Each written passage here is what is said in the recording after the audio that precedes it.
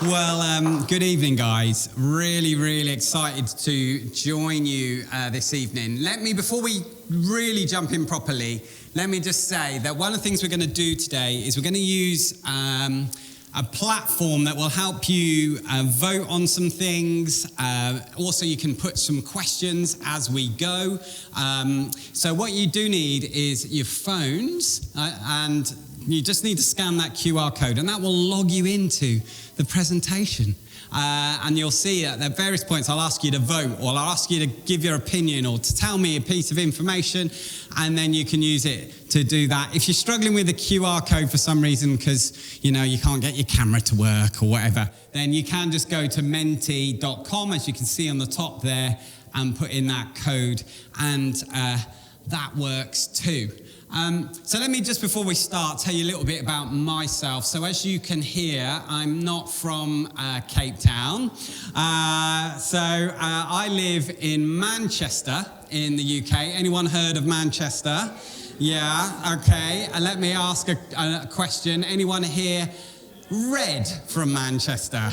Oh, dear me. If you could just leave right now, that would be probably the best thing. I have to say, well, you can guess what colour I am when I tell you that my children's school have their sports day in the Etihad Stadium. So that will probably give away what we as a family are supporting as a team. Let me tell you a little. So I live in Manchester with my beautiful wife, whose name is Jennifer, and we've got two daughters ourselves. So one is 21, called Hope. She's amazing. And one is called Ella, who is 17. I realise that's a little bit of a cliche. I've yet to hear a speaker or, a presenter or somebody like that just stand up and say, yeah, my wife, she's pretty average. Kids, just really awful. They're always wonderful and beautiful and all these sort of things. But the reason I tell you that is the same year that our youngest, Ella, was born, so 2007, 17 years ago, a guy wearing a black roll neck jumper stood on a stage in California and held this piece of plastic and metal in the sky and said, "Today, Apple has reinvented the phone." So the same year that Ella was born, so was the iPhone. And so if you've got kids that are younger, 17 or younger, but even Hope, who's 21, you will know that they have grown up in a world that is completely different to maybe the world you grow up in. And so we're going to talk a little bit about that, because our children are what sociologists call digital natives. This is their world, and we're kind of like digital tourists. We're trying to figure it out and find our way around. And so we're going to talk a little bit about that this evening. And then we are going to talk about the P word. We are going to talk about pornography as well. So that's our plan. I wanted just to share a little bit with you about us as an organisation as well. And so here is just a little bit of a video that I guess expresses something of our heart, and then I'll tell you very quickly some of the things that we do, and then we're going to jump into the workshop. But let's just watch this clip first.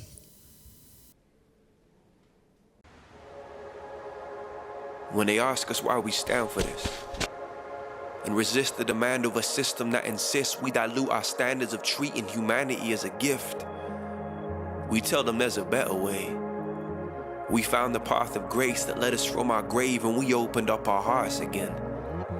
We tell them that we've seen too much, that destructive yet seductive touch that pulled us from the path of love to the desolate wastelands of lust, driving families and marriages and our own sanity to the dust. We tell them that it ain't worth the cost, that instant gratification always comes at the loss of a sustained satisfaction that shortcuts can't cross. We tell them that minds are held hostage, surrounded by a montage of images that sabotage childhood innocence, and in the search for affection and significance are riddled with cynicism and indifference. We tell them people make a profit from the losses of others, objectified, coerced, and uncovered. We tell them however you brand it, however you bottle it, poison will always be poison, no matter how you normalize and offer it. But there is another story. We have heard a sweeter song, bearing witness to pieces of art restored back to their original glory, with places to belong, open eyes and free lives. We have a vision that we can't unsee, where people believe they're worthy of being loved, and they live with an undisruptible peace. There is an incorruptible seed buried beneath the soil of our lives that we nourish and feed. And though we bear scars, we are marked but not defined. There is hope in new stars. Light shines in the dark and it will not be overcome. And so it is with us, restored and wholehearted. We're sharing the naked truth about porn, and we're just getting started.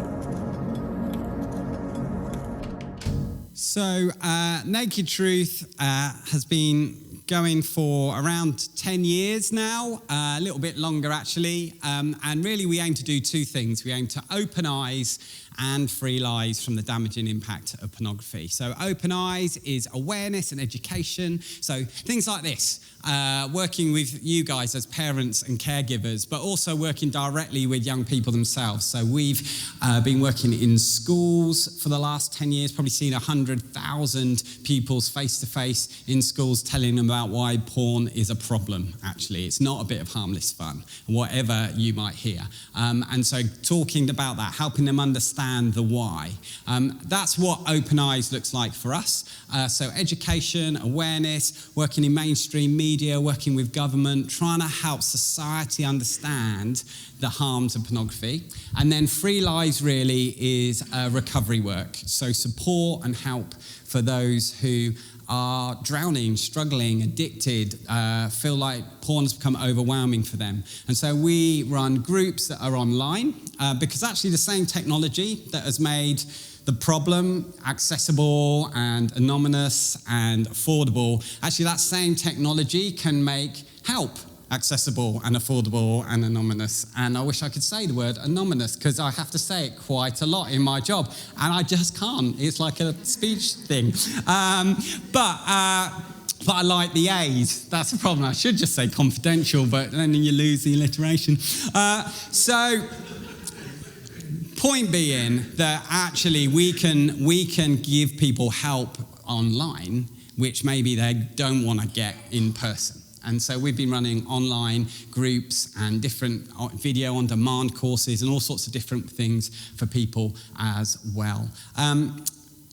What we're going to do tonight, though, is we're going to focus on children and young people. And so we call this part of our work our PG workshop. I know this has been kind of branded as something slightly different for you. But I remember how many of you remember this? Okay, how many of you remember when posting selfies literally could have had no other meaning than you drawing a picture of yourself and put it in a post box? It couldn't have meant anything else, right? And how many of you remember gaming when it was literally just sort of like, little kind of things like this? It wasn't the cinematic, immersive experience that gaming is now. It was a little bit of blocky graphics. Or when a phone wasn't what you had next to your bed. Your alarm clock was a clock.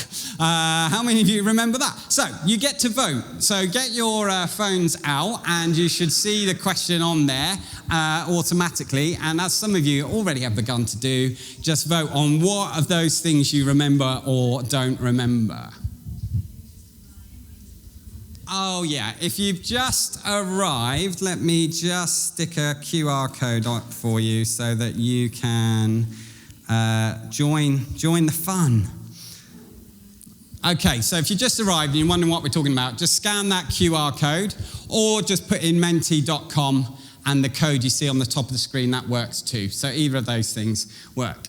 Okay, great. So thank you for voting. That's 33 of you have voted already. And the reason that I kind of get us to do this is, as I said earlier, the world that our children and our young people are growing up in, the world that you're trying to raise your kids up in, looks so different, doesn't it? It looks so different. And do you know what makes it even more tricky for us as parents is there's lots of things about parenting that you can look to your parents for. Either because, you can ask them for advice, or you just say, I'm just not going to do it the way they did it, or whatever. In some way, they are a reference point for you. But they can't be a reference point when it comes to this stuff, can they? Because this just wasn't a thing for them.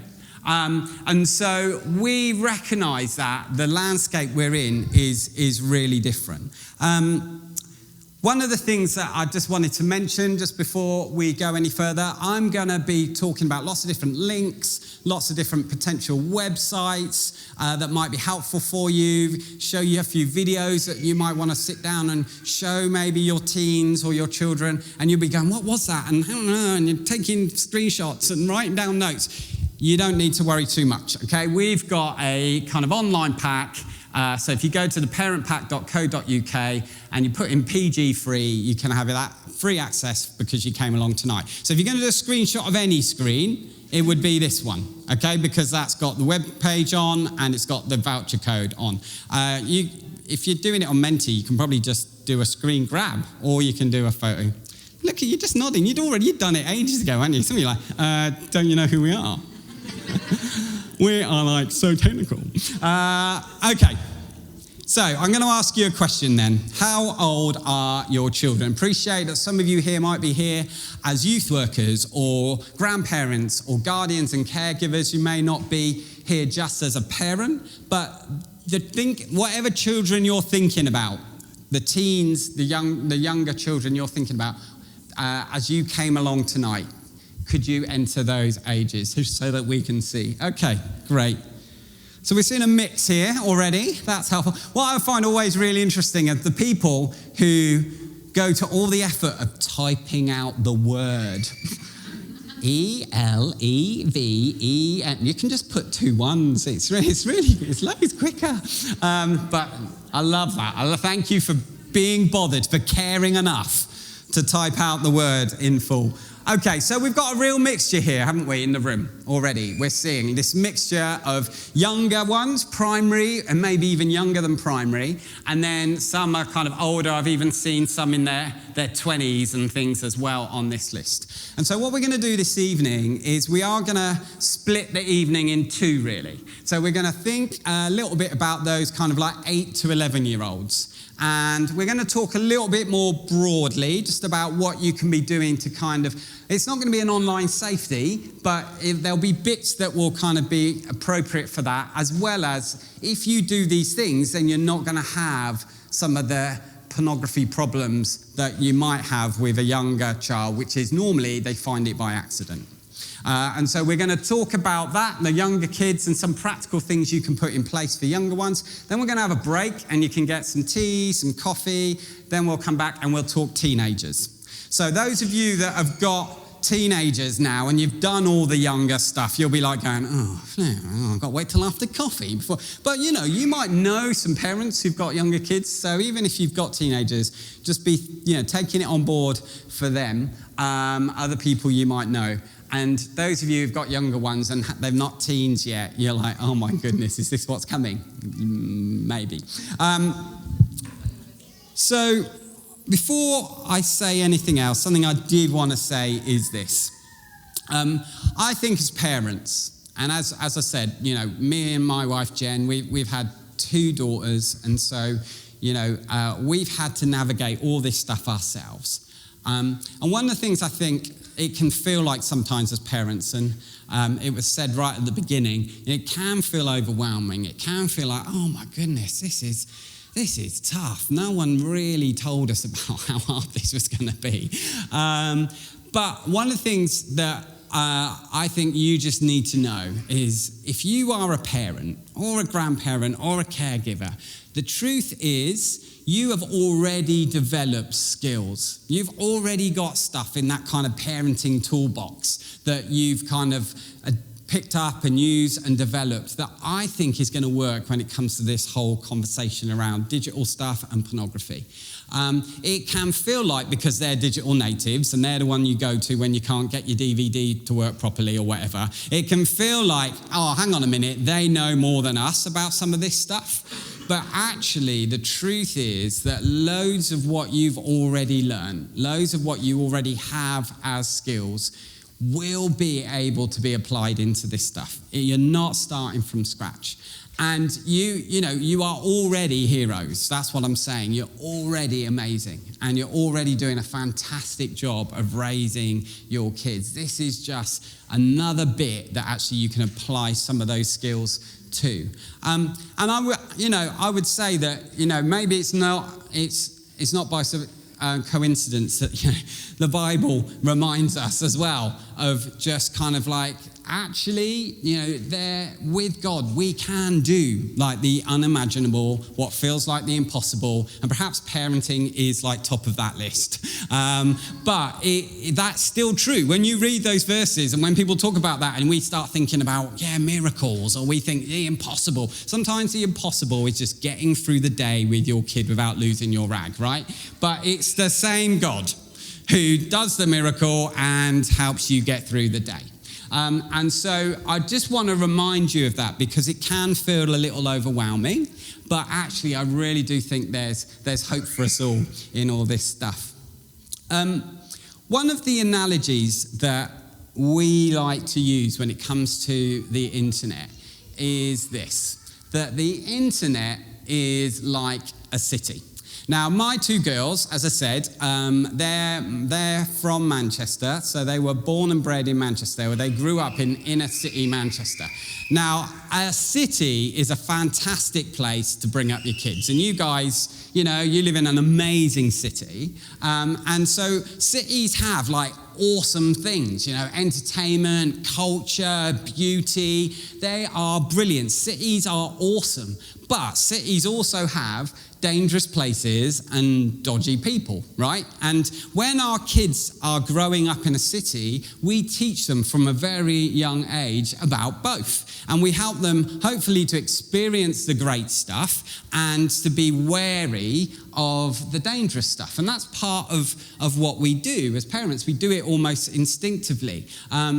And it's interesting, really, because you would never get a parent who would stick their child, maybe like a 5-year-old, in the back of the car and kind of drive right into the centre of Cape Town and kind of open up the back door and say, right, you just hop out now and just entertain yourself for half an hour. I've got some like home stuff to do. I've got some work and some housework.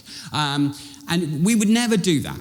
But for such a long time, and hopefully not so much anymore, because I think people are beginning to understand this a bit better, but for such a long time, people used to do that with the internet. It was just like, oh, here's a tablet, here's a phone, just, entertain yourself, because we weren't understanding that the internet is brilliant. Sometimes it can feel like, if only I could go to Silicon Valley and just turn it all off. But actually, we don't want to turn it off. There's brilliant things about the internet, just like there is with the city. There's education, and there's culture, and there's entertainment, and there's loads of good things. We've just got to help our kids learn that although there's a lot of good stuff that they're going to need throughout their life, actually also at the same time, there's this other stuff that they need to be wary of. And so this is an example, I think, of what I mean when I say that a lot of the skills that you already have developed can be applied to the stuff that we're talking about today. I wanted to just highlight then this new landscape that we've been kind of hinting at this evening. Some of these stats that you're going to see might surprise you, or they might not. But these ones at the moment, these are kind of all fairly global. Some of them are kind of UK. I'm going to show you some sort of South African stats specifically in a minute. But even as you kind of look at those, for example, do any of those kind of resonate in your mind? Do they seem surprising to you or shocking to you? Or are they like, yep, that sounds about right. Yeah. 55% of 8 to 11-year-olds own a mobile phone. 32% of 8 to 11s have a TikTok profile. You can't have TikTok till you're 13, so that's an interesting one to start with, isn't it? 58% of 12 to 15-year-old gamers talk to people they don't know online. Does that sound surprising or not? Here's some stats about South Africa. And this is where we'll kind of give you some stats around pornography, which is obviously our focus for this evening. So 60% of children in South Africa have seen porn by the age of 10. 75% of South African teens say they've seen disturbing sexual images online. One of the things that has changed about pornography is not just how you access it, that has become so much easier for teenagers. So again, when I was a teenager, I would have to go into a shop and get a magazine off a shelf and convince a shopkeeper that I was over 18 honest, and it never really worked, right? So there's no shopkeeper, there's no one checking your age, but the other thing that's different is in those magazines, it was mainly just naked pictures of people. Now, if you put porn into Google, you will get quite violent, abusive content straight away, what we would call hardcore content. And so when you see a stat like that kind of says 75% of South African teens say they've seen something disturbing, that's why.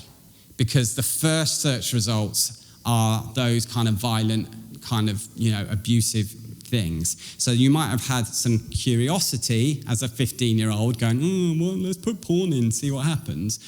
They weren't expecting that. So let me ask you this question. Feeling overwhelmed? In fact, why don't you just chat to the person that you're sitting near, and anything that you've just seen, even in those stats that has surprised you or shocked you, or anything that as you've kind of heard about this, you're like going, oh my goodness, yeah, this is hard, isn't it? So just want to give you a moment just to kind of process that with someone near you. Maybe the easiest way to talk about this, anything surprised you or shocked you from what you saw, even in those stats that we've just looked at briefly there? Have a chat about that for a minute or two.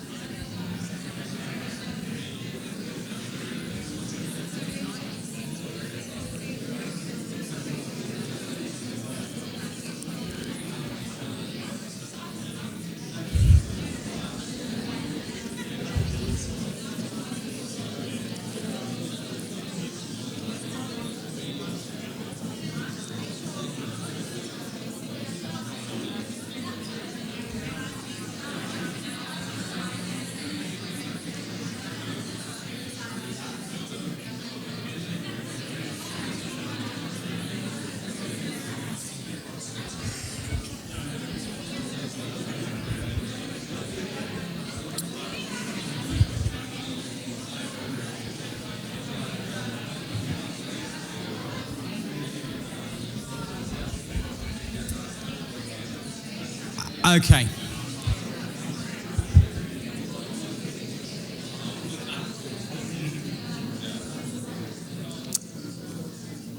I don't know.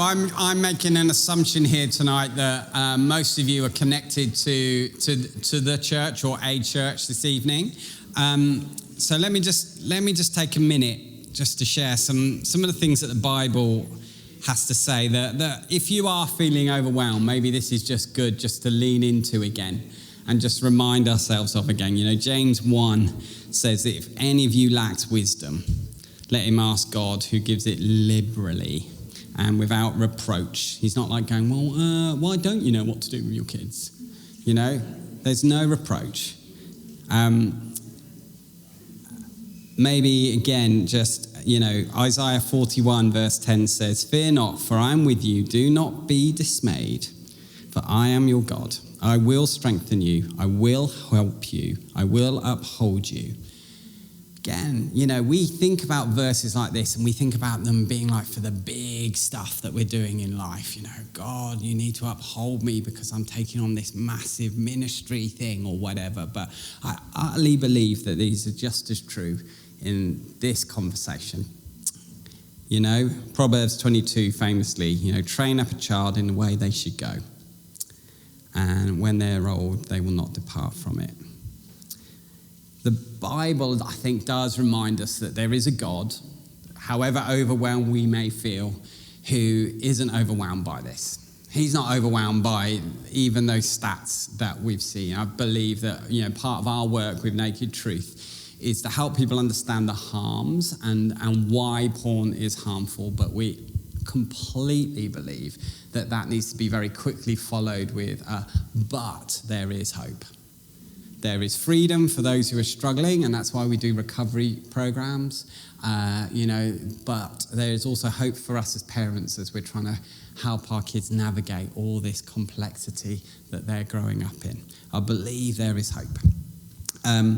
And I remember, and one of the places we can find hope, actually, I think, is just in practicality and just kind of like the practical things that make a difference. And they're not always big things. Sometimes they can just be small things, but just kind of going, okay, I've got a bit of a plan, and that's practical, and that actually gives me a bit of hope that I know what to do now.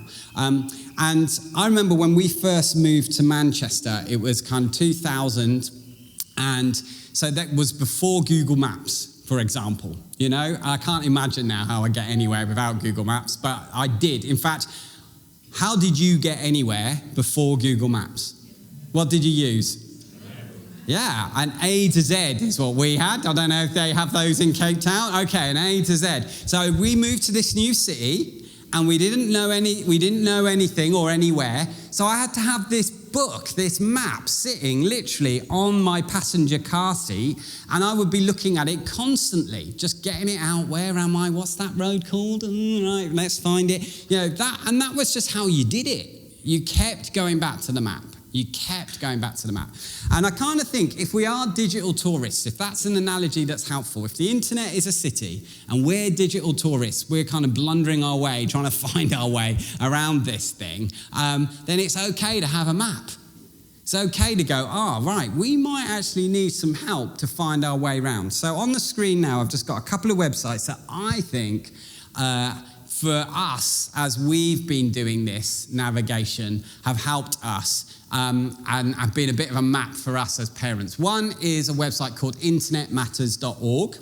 And again, all this will be in that parent pack that I mentioned at the beginning, so don't worry if you don't remember each one, they're all listed there. Internet Matters is a website that is funded by the internet service providers. And so it's pretty much, well-resourced, it's up to date, and it will have things like how do you set up Google Safe Search, a tutorial, for example. If you don't know what that is, we'll quickly mention some of that stuff. Or there's this new app that's come out, and it will give some information about that or whatever. It's just a good kind of like one-stop shop as on internet stuff, and it might be one you want to look at. I'm also just going to highlight that third one there, Family Tech, which is a YouTube channel, and it is a parent who just posts videos about how to set up parental controls on TikTok, how to do this, how to do that. It's okay that we don't know this stuff. It's okay that we can't find our way around this city. It's all right. Just get the map out. Keep going back, keep looking. It's all right because it's changing all the time anyway. So it's all right to go, I don't really know. Sometimes I just think we don't dare admit that we don't know. And that's actually the most dangerous thing to be, I think. So, I remember when my girls were little, if I wanted them to experience something brilliant about the city that we were living in, I would go everywhere with them. Right, so we'd get in the car and we'd go and look at this thing, or even just, we'll walk somewhere and I'm holding their hand as we cross the road, right? Because when they're little, you want to be very much in control of their safety. But of course, now, like Ella's 17, she doesn't really like me holding her hand as we cross the road, and she's going into town on the bus, public transport, on her own. That's where her school is. I'm not even there with her most of the time. And that's actually healthy, isn't it? That's independence. And there is a journey towards independence that I think we see both in our kids in the real life, IRL, as they like to say, but also, I think, digitally as well, okay? So I think we can look at this kind of journey of independence both as something that happens that we do as parents all the time. And that's not easy either. We're trying to figure that out. But I think we can use, again, those same tools when we think about things digitally. So, when they're little, it's all about controls. And we'll look at some of those controls. When they're online, it's like holding their hand. Okay? You're not going to go anywhere or do anything online unless I'm there and I can see it or I know that you are safe. But then as they want a little bit more independence, it becomes more about controls and conversations. And we're going to talk about that. How can you have conversations with younger children that are age appropriate, for example? How do we do that? But how do we also keep some controls in place? And then we want to get to the point where it's actually much more about the conversation. Because the ultimate goal for me with my girls has been this. When they're little, I'm going to have a load of filters on their phones or on the tablets or whatever. When they're like, when my daughter is 21, which she is, my hope and prayer is that the filters are inside her. That over this time, she has developed into somebody who can actually critique and question and say no and work this out for herself because she's an adult. And we're all needing those internal filters, right? But I want my kids to have kind of done that and worked that out. And that only happens if we've let them go on something of this journey, okay? So, let me give you some real quick tips for holding their hand, okay? Because I said this first bit, we're going to talk about them when they're little. And again, you might be familiar with a lot of this stuff. So I'm slightly reading the room. And if you all start going, and rolling your eyes, then I'll go, all right, you know what this, we'll move on, okay? But if this feels new to you, then, kind of like somehow indicate that to me as well. I don't know how you do that. If you rolling your eyes says, yeah, we know, maybe a kind of like, face will kind of indicate that you're interested. I don't know. Help me, people. Help me. Couple of things. And again, all this is in the pack, so I'm not going to explain how to do all this now. That's what the pack's for, okay? But I'm just going to highlight them. But things like Google Safe Search is a thing where when somebody searches on Google, the search results are filtered. Okay, so for example, hilarious when you're 8 years old and you're a cheeky little boy to write the word bum into Google. That is brilliant. Like when I was a kid, we didn't have Google. What we had was calculators. And we would work out how to use numbers to make the word boobs. So now just take that same 8-year-old boy and drop him into the digital world without a calculator, and he's writing bum in Google. And as we've already said, if you write bum in Google, what you will get is like really disturbing search results unless you've got something like Google Safe Search that filters that out. And it's really easy to set up, and if you don't know how, internetmatters.org will tell you. Okay, guided access is another one where, imagine you're in the car and when you've got your little ones and they're quite young and they're kind of making loads of noise and they're kicking off and you're driving and they're like moaning because the tablet's just run out of battery and you're like, oh no, we've got another 45 minutes in traffic and the tablet's run out of battery. Let's try singing a song, kids. No. Okay, have my phone. And so you give them the phone. Right? And maybe you've put it on like, whatever they were watching before. But, they've got your phone in their hand now. And so pretty soon they've kind of come out of, the sort of app they were playing on, and now they're on your banking app, and they're sending like loads of money to someone in another country, and all that's happening. Because that's what you can do with phones, right? You can leave one thing and go into something else. And so it used to be a bit of an issue for parents. Like, you've given them a tablet, even their own tablet, and you've kind of set them up to play this game, but then they're suddenly out of the game and they're doing something else. Guided access is just something that's built into iPads and Androids and all those things that locks it so that you can't come out of the thing that you opened up.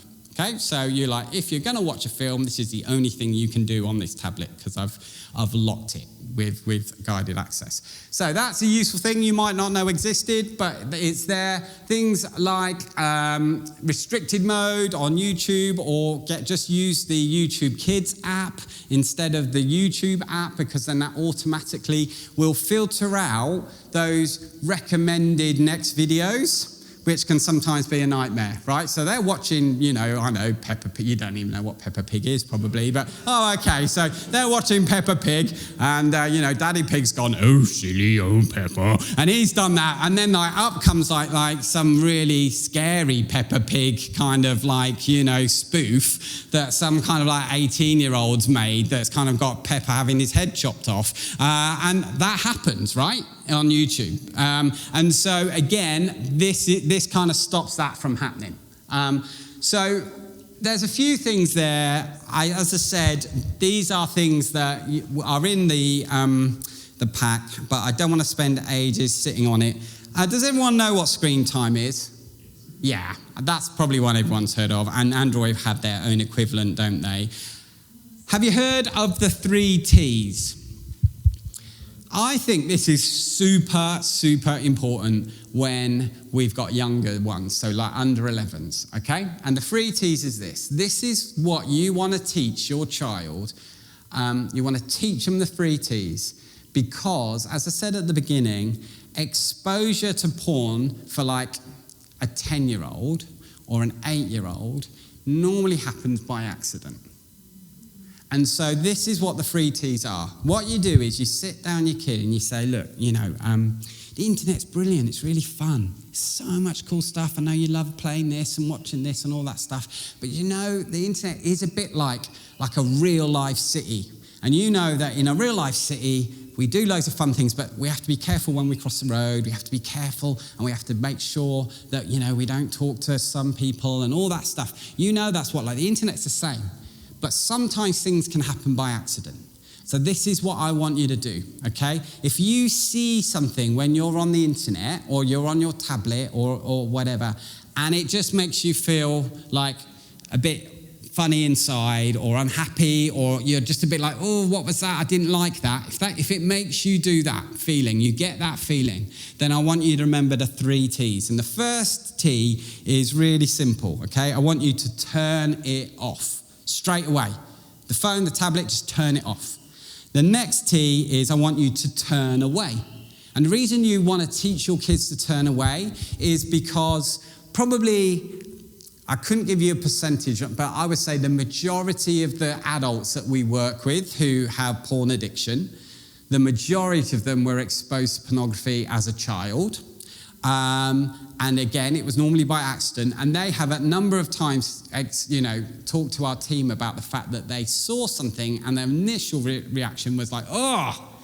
And then almost immediately it was like, oh, but what was that? And so they went back. And that was the beginning for them of what then became seriously problematic porn use over the years. And so turning away means leave it in the room and go to a different room. Okay, so that's what you're telling them. You want them to kind of be disengaged from that kind of, but what was that moment? Okay, so it's turn it off, turn away, and then the third one is tell me. Tell me. And this is what I want you to know, little Jenny, little Johnny, little Jeffrey. What I want you to know is you're not going to get in trouble. I will not tell you off. I want to help you. Because my job as your caregiver, as your grandparent, as your mum, as your dad, my job is to keep you safe And the brilliant thing about the internet is there's loads of fun stuff, but sometimes things can go wrong, and you can do things by accident, or even maybe you kind of were being a bit cheeky, but you weren't expecting this. And so I want to make sure that doesn't happen again. So you won't get in trouble, but I want you to tell me. And even having that at the beginning makes all the difference later on when you start trying to have conversations with them as teenagers. Okay, so creating this environment, because that's the other thing our clients tell us. Our clients tell us that they accidentally saw porn when they were young, and they nearly always say, and in my family, you never talked about stuff like this. And so I just kept it hidden. And that was then how things just kind of escalated and grew. Okay, so 3 T's. And so here are some phrases that kind of might help. As I said, I've kind of talked through some of this stuff as I did that little role play for you. But you don't have to say pornography. You don't have to say the word. You don't even need to explain what pornography is. You can just say pictures that make you feel happy versus ones that make you feel scared and confused. So you can say, some pictures that we see online, they make us laugh, they make us funny, they're funny, we watch somebody do something and it's funny. Sometimes we see something online and it just makes us scared, or it makes us confused. Or pictures where people aren't wearing many or any clothes, and you can just say it like that. Okay, so these phrases I think can be helpful, and they just kind of help us begin an age-appropriate conversation. I'm thinking, because I'm looking at the time, what we're going to do, I still haven't removed item 4, Shell, from last time I did this the other day. So, one of the things that we've put in the pack are some videos that will maybe help you have some of the conversations, okay? So what I'm going to do, I'm going to go on to this next slide, and you're going to get to vote on one, because we don't have time to show you them all, okay? So I'll explain them, and then you can decide what you want to vote for, okay? So one is Google Interland, okay? That is actually not a video, it's a website that I'll give you a little kind of demo of, okay? That helps children play games to understand how to stay safe online, okay? One is called, is a video about not sharing personal information. One is a video about not sharing personal photos, and one is a video about kind of make sure you know your friends online. So you've got like a moment to vote. Which one would I be most intrigued to see now? And I'll show you the video and tell you how you can have a conversation about it. So here's your chance to vote.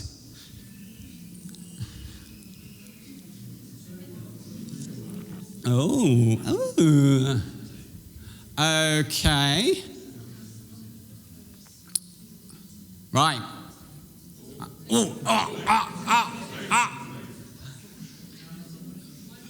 Come on, there must be one vote to come. No, right, do you know what? Oh, typical. Right, okay, I'll show you briefly. I might show you know your friends as well. We'll just have less time to drink them. The intrigue. I mean, this is better than watching football, right? Okay, so, thank you. Let me just show you briefly then what Google Interland's all about, because that might be new to a lot of you actually, and it is, when you've got younger ones, quite an interesting one to experience. So it's a website, literally just search Google Interland, and you'll see you you arrive on this site, and there are these different worlds. And so, you've got mindful mounting, share with care. And then you've got another one, Tower of Treasure, secure your secrets. But each of these things, then there's a little game that they play. And in that game, it will have some explanation about why you shouldn't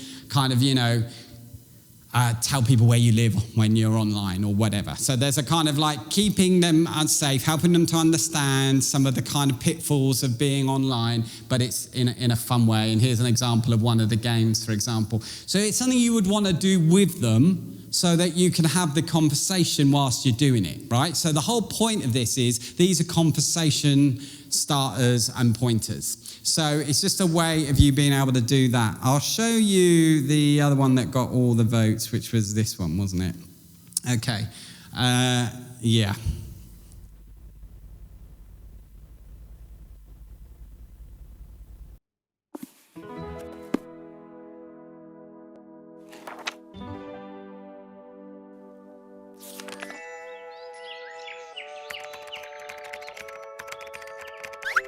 Yay, a new friend request. Dustin Wolfie Niebuhr? That sounds a bit weird. But who cares? I'll confirm him.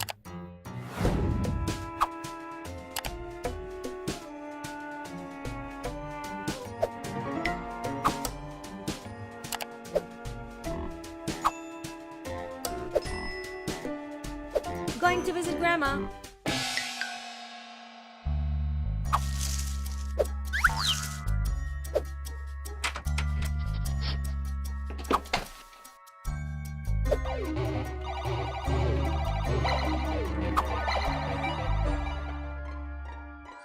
Grandma, I'm here. I brought you your special cookies.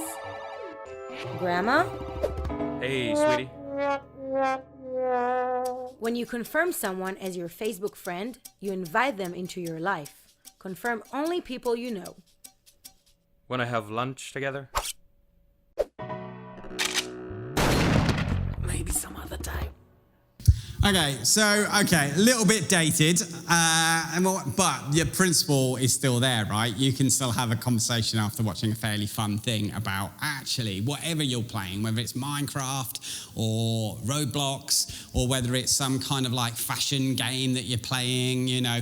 Loads of these things have some social networking element to them these days, even stuff that's geared at quite young kids. So this is an important thing to just start to have a conversation about. But the reason I show you it is so that you can think about, it doesn't have to be intense. I don't have to sit down and talk about this in an intense way. We can just watch a silly video that's like a couple of minutes, have a quick chat about it, and then, move on.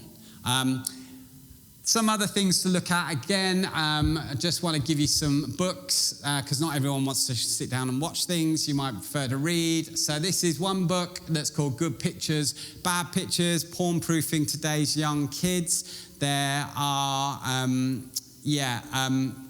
it's actually on the next one, the web page. They are kind of being sold here in South Africa. If you try and buy it on Amazon, it's really expensive, but goodpictures.co.za is kind of cheaper. Shell has got kind of like, real life versions of them here. So you can have a little look at those later and just sort of see. So this one's for juniors, a little bit younger.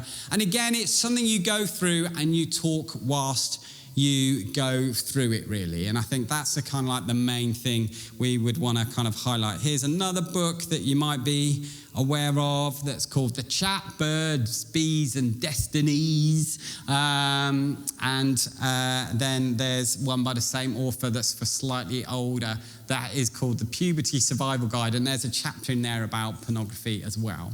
So what we're going to do, as I said, we're going to move into puberty and pornography, but we will take a break. So this is an opportunity. Grab yourself a cup of coffee, go to the loo, just let your brain recover from what we've been talking about. And then we are going to start talking about pornography and talking to teenagers. So, you might just want to get yourself ready for that as well. Let's also say, if you've not realized, and some of you have, which is great, on the app thing, you'll see these little kind of question things in the corner. If you've got questions, we're going to do a Q&A at the end. Type it in there, and that's how we'll then go through the questions, okay? So you can do that in the break as well. If you're an introvert and you don't want to talk to anyone, you can pretend that you're writing a really important question on your phone and no one will disturb you and you don't feel guilty about the fact you're just sitting there. Okay, go and grab yourself a drink. We'll give you a shout, but it'll be about 5 minutes or so.